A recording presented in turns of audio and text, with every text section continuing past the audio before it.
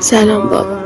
از رفتنت داره هی بیشتر و بیشتر میگذره و هی بیشتر و بیشتر میفهمم میخوام ندارم. الان یه سری کلمه ها رو وقتی میشنوم دلم میخواد زمان برگرده عقب، از زبون تو بشنومشون، با صدای تو بشنومشون. نبودنت واقعا سخته.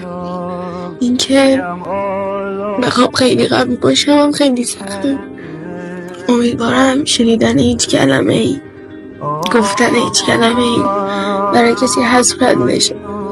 یعنی یه جوری آدم با هم تا کنه که تهش یه روزی گفتن و شنیدن کلمه ها نشه بزرگترین حسرت های زندگی.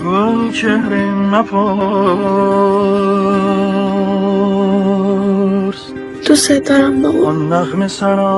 مواظبم باش، خیلی مواظبم باش.